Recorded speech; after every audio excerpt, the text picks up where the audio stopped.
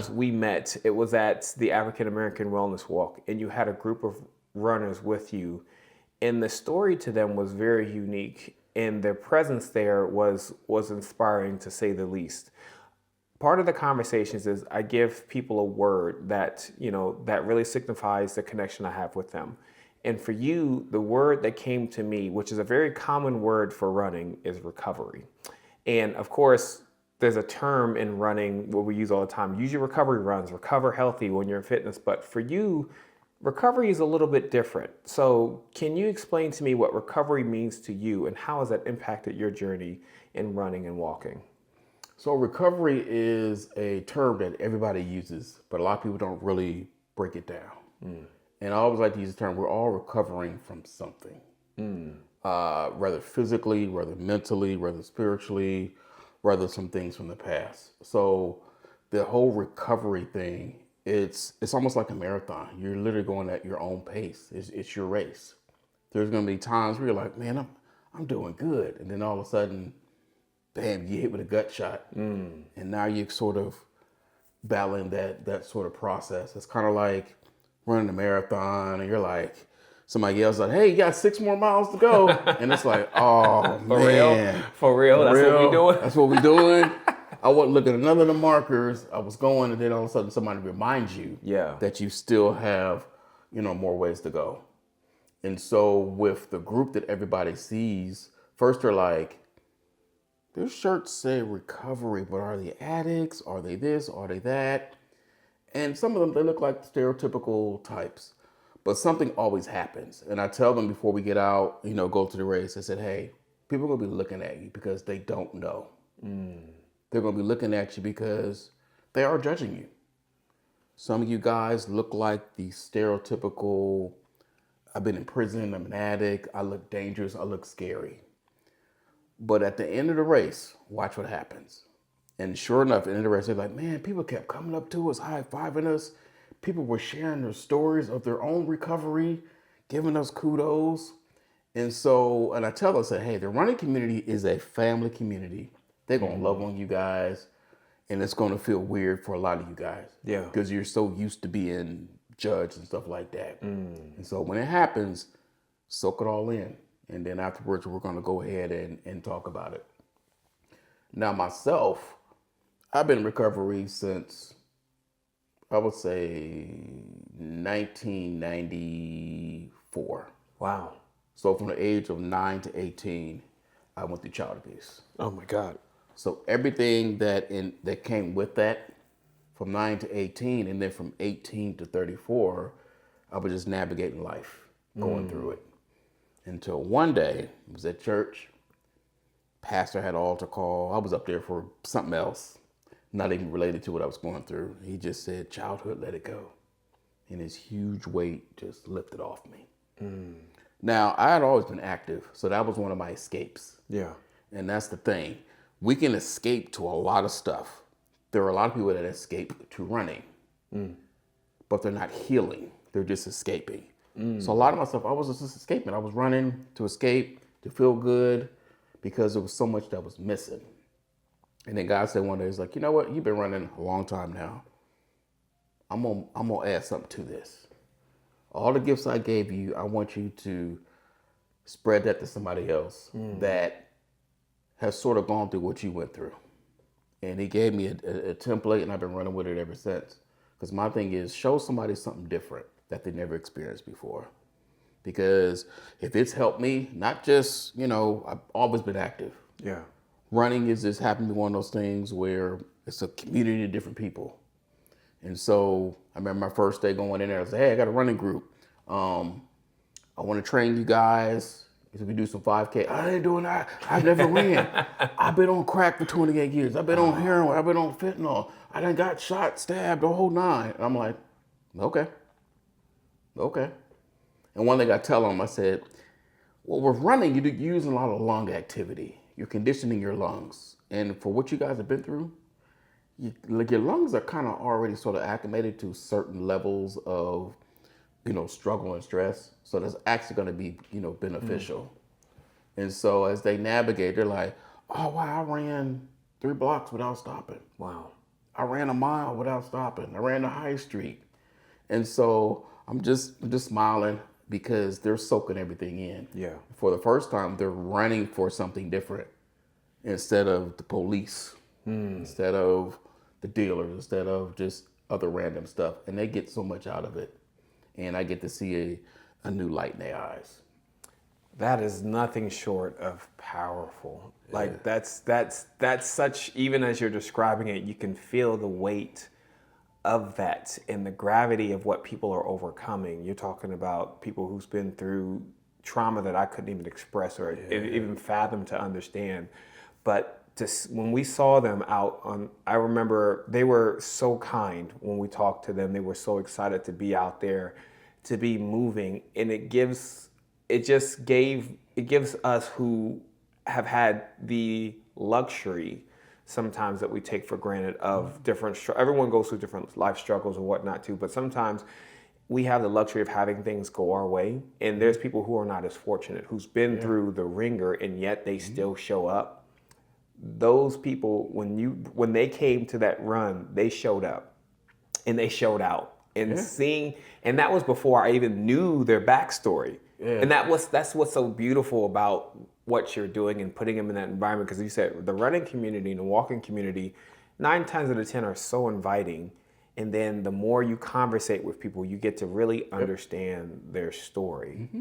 And their stories, your story, that the entire group's story is nothing short but inspirational. Yeah, because I remember the one race in particular, you stood out to them. Because I believe I put in the BMR chat. Like, hey, my group is coming out there, man. It's 17 of us. It was for the Cap City. Yeah.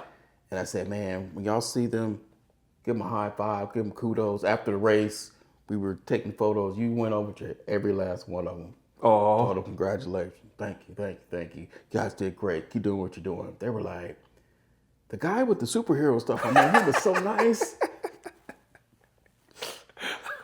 But they're not used to that. Man, and that's what's crazy. So they're used to being people nice to them, but with something, they want something in return. Yeah. Not realizing that, wow, these folks are actually pretty nice to us. And a lot of them, man, I'm gonna tell you something, there was one race that we did, and a guy tapped us on the shoulder. Mm-hmm. He said, hey, what is this group? I said, this is Overcomers Running Group, First Step Recovery Center, residential place. He said, my daughter overdosed 2 weeks ago and passed away. He said, I wish there was a program where she was at down in West Virginia because she might be alive today. Oh, wow. And I said, sir, what's your daughter's name? Give us a name and say, we're going to run in her honor. And so he saw us at the end. He was like, the men like. Yeah, so stuff like that, man, they understand that, wow, they have another opportunity. They got, it's just, my biggest reward is seeing them across that finish line. I can only imagine. Yeah. One guy, man, he was paranoid. I mean, he was like, they're gonna be laughing at me. They were looking at me because he was from West Side. He was from the hard-hit, drug-ridden part of the West Side. And stereotypically, he looked like that's where he was from. Mm-hmm. But man, they loved on him so bad. I said, when you cross that finish line at Cooper Stadium, you're gonna cry. No, I ain't. Then he crossed that finish line, got that little Denzel tear coming down. Oh, no. And I said, man, I'm proud of you. Yeah. And one thing that he did, he brought his cousin who was in active addiction. Because he wanted her to see what she could accomplish. And I said, man, that's awesome. That is beautiful. Yeah. I love that you've put them in a position to be seen. I think that's something that, again, I sometimes take for granted, and I think a lot of us do. People who's been through struggles, as you said, there's an intimidation factor, which I've seen for both new runners and people who are out of their comfort zone. Well, they'll laugh at me, or they'll judge me, or I don't fit in. But you bring them out to be seen, to be for them to do great things, and we see them. Yeah, that's what's so beautiful about it. Witnessing them again. I remember at Cap City, going up to them, because to me, again, I didn't know the backstory, but running is not easy. No. It's simple to start. It's each one foot in front of the other. That's it. but the dedication it takes, the discipline it takes, and on top of that, the struggles that your crew has gone through to get to that point and still endure to go do difficult things like a 5K, 10K, it doesn't matter the distance, going out, running more than a block, that's not easy to do. But they come out, and I love the fact that they are being seen and recognized beyond what they've been through. Yeah, I get them their visual from the time they leave the building. There was a lady, she would honk at us every single day. Hey, y'all keep going. Had no idea who she was. 4 years later, she finally parked in front of our building and said, hey, I'm the one that's been honking at you guys. Aw. What you doing every day? Yeah. Just that little stuff. They come back to building like, man, people was waving at us, cheering us on. It makes a difference. It makes a difference. But then also I put them around regular environments. So Upper Cup Cafe is right around the corner from our office. And I'll take them in there, and they're engaging in normal conversations. Some of the folks, they may know where I work at. They'll engage with the clients, and the clients is like, man, this is a safe space. Exactly. This is a place where, pack and pick up, big, huge factor. Tons of people out there, they're in there and say, hey, walk up to the counter, give them your name and stuff, just everyday stuff that they're gonna need to do, on the outside. Mm-hmm. And man, they leave there like, I'm so excited, man. I can't wait to do the next one. Because you already know your first race prepares you for your second one. It does. There's never just one. Yeah. Not just one. Yeah, I'm like, oh, so first one, we usually have a group of people. It's like, all right, we'll kind of try to stay together. I'll stay with the group, whatever. It's like, all right, second race, do your thing. Yes. So just those little stories and then the blessings, man, because boots on the ground. Yeah. I remember I go to Fleet Feet right over here. Mm-hmm. I said, hey, you guys ever donate shoes? Like, oh, sometimes, I said, I'm starting a running program. Oh, okay, check back with this. So I'm like, okay. Got the running program started, had photos, everything. And it was like, hold on. Let me go see what we got in the back. Mm-hmm. Gave us about 5, 6 pair of shoes. And then I think one of the races we had, they called us up and said, hey, bring your whole team in. We're going to give them the VIP treatment. Wow. I mean, these were, like you said, quote unquote, hardcore people that have been living a rough life. They loved on them. They fitted them with proper shoes, put them on a little treadmill thing. Wow. And they're like, man, this is nice. They took a photo in front of them. And then one of the things, I believe in full engagement. So after that race, I took a client with me. We presented them with a shirt. We had like a little plaque with a photo in it. They presented it to them. And that's how you build partnerships. That's how you build family.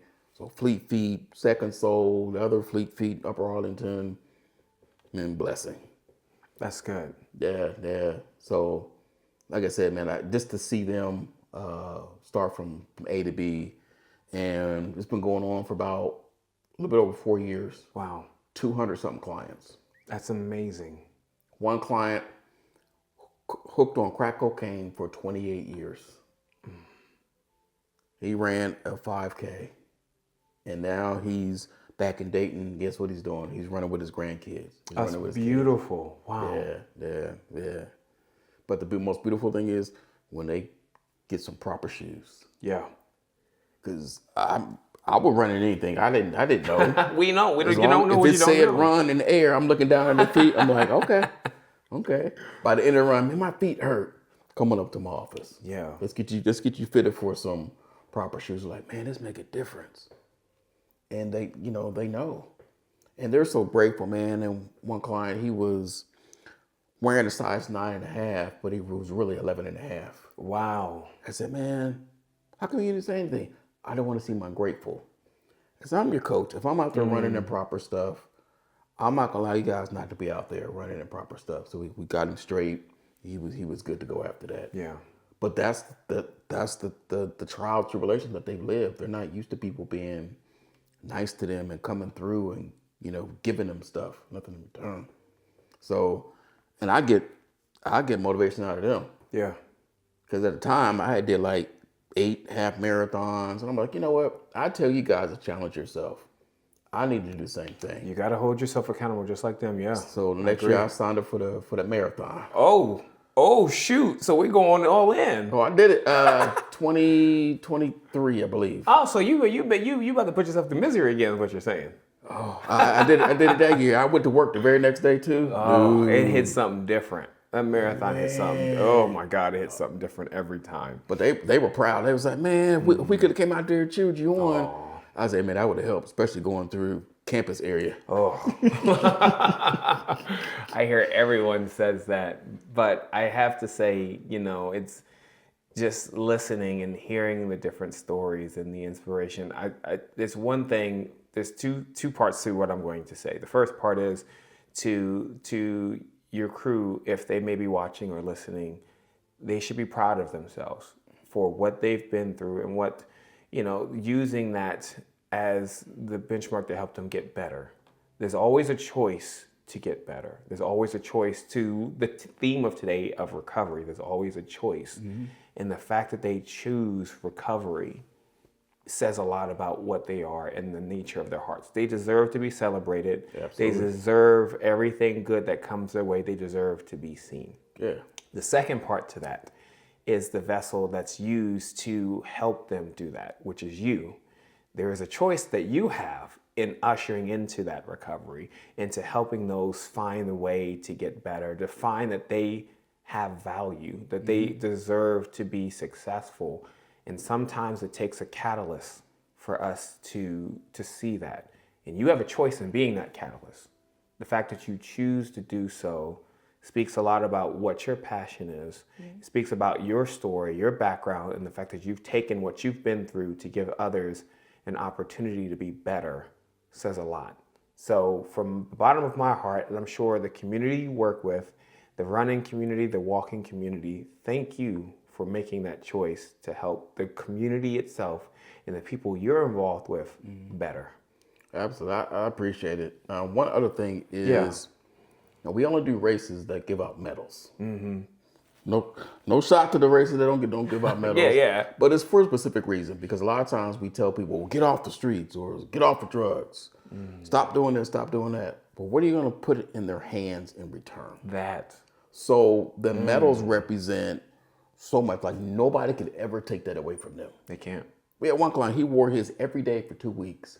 He needed to. Yeah, I looked at him, I was like, you know what? You wear that medal. You wear it proudly. You wear it. It's yours.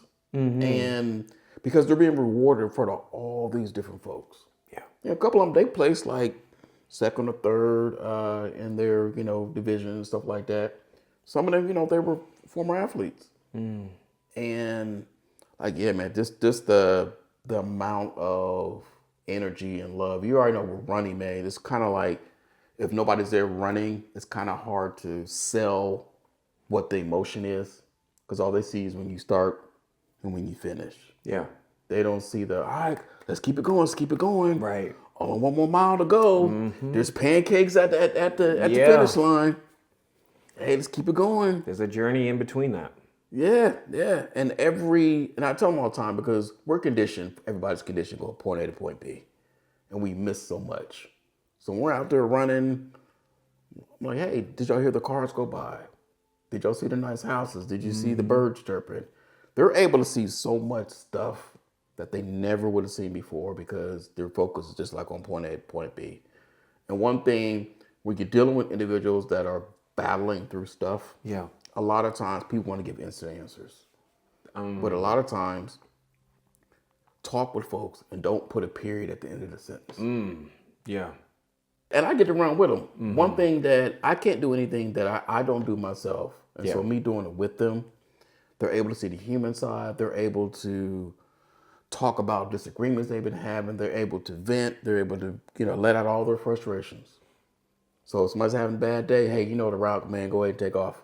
Yeah. We'll catch you when you on the turnaround. But it's just so much being interviewed by the news and seeing their family proud of them. Mm-hmm. Hey man, can you send this photo to my mom? She'd be so proud. And then sometimes their family, they're able to show up at the race at the finish line. So imagine being the outcast all your life, then all of a sudden one day you're seeing people that love you at the finish line. Yeah. And that just boosts. even, even more. So Says a lot. yeah, it's been a blessing. Awesome. And the people that are in the running community that been to recovery themselves, man, one guy gave 36 years. Right now, he's probably at 40 years now. 40 years clean. He came over to our group. Hey, man, this is my 40-year pin. You guys keep it up. Keep up the great work. Because they're kind of like looking and they're like, okay. People are watching. Guarantee you they've sort of been in the same shoes. Yeah. And it's not just about their recovery. The program just happened to be at a recovery place. Yeah. But man, imagine like this year, one of my goals is to include not just addicts, right? So imagine you got domestic violence survivors. You got sexual assault survivors, other abuse survivors. And we show up at a race, and on the back of their shirts or pins, it says, I am a survivor of DV. I am a survivor of all these different things. Yeah. You imagine the impact. Somebody seeing the shirt, all of a sudden they just bust out crying. Man, I'm a firm believer of we're people who run or we're people who walk. There's always more to the person than just the activity itself. And I always am a fan of people having their story be represented or told. Yes. So that needs to happen.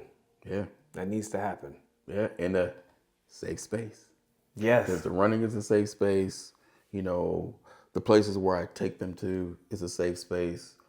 They're engaging with a lot of people that we've encountered with these running stores. A lot of them have stories, whether it's a family member that was in addiction or they themselves been in addiction. And just to hear their stories, what they've been through, they check on us like, hey, how's such doing? Oh man, they're doing good. And guess what? Sometimes, they relapse. They're back in a different program. They're going through the process again. And so it's a reality. It's a matter of, okay, because you already know, as soon as somebody does one race, you know that you got to follow that up quickly within the next couple of weeks, because sometimes that sort of, that elevation is kind of like, okay, I guess I'll do it next year. You got to keep that thing going. So like, man, when's the next race? When's the next race? When's the next race? I'm like, all right, there you go. I even had the young kid I was talking about, he was running with Malik and them because he was fast. We just let him take off. He like one of those 650, 710 per mile. Yeah, we're going to leave them to do their thing. Yeah, you going up there with them. I introduced him to them. They was like, come on, man, we got you, brother. Just, welcome them in. So like I said, man, we all recovering from something. We all got a story. And the thing is, if we actually involve ourselves, especially in social groups, whether it's running, whether it's cycling, whether it's walking, people will be surprised that they're not healing by themselves. And that's when you see effective change, because that's what people want. People want a safe space. They want to be able to get stuff out. But it's like, man, is this a safe space? Yeah. Is the individual leading it? Are they leading by example? So all these things, because you see everything that's going on. People, I tell people all the time, find an activity. Thankfully, like the last couple months, it's been a little tough. I lost my brother back in October unexpectedly. Yeah. And guess who was helping me navigate through that? My clients. They were like, man, I lost my brother, I lost my mom and dad, man. Yeah. Listen to this song, hey man, let's talk about it. I'll come into work, they be like, how you doing today? Oh. Some days they could feel it, other days it was good. So I said, man, I thank them. Because when he passed, I called my job and said, hey, make sure you tell the clients. Because if I'm in the trenches with them, they've been in the trenches with me. They lifted me up. I was able to get out there and run a couple times before the weather went, y'all not running today, what type of weather? But even just that, so navigating through that. Yeah. So many of us are, going through it, just being able to have that outlet, and that outlet of, positive people. Because it's not about time and stuff like that. Because once you take that out the equation, guess what happens? You actually get faster. Consistency makes all the difference, and seeing them remain consistent, they deserve to be rewarded for that. You deserve to be rewarded for consistency in that case too. That's the beauty of running and walking, is you're oftentimes rewarded for sticking with it. It's a very patient sport. And again, we talk, this always talk about the importance of, you know, the physical aspect of recovery and stuff too. But again, as you mentioned before, it's not a time-based thing. It's people who are healing through a lot of things, and they continually show up and they continually put in the time and the effort. So that always deserves to be applauded. And I'm thankful again for what you do, what you've done with the community. I'm grateful that your clients are out here being successful and that they're sticking with it as well. So thank you so much for your time. I appreciate you. Truly a pleasure. And I'm sure we'll see each other out in the course. Absolutely. This time I think I'm gonna pull out a costume.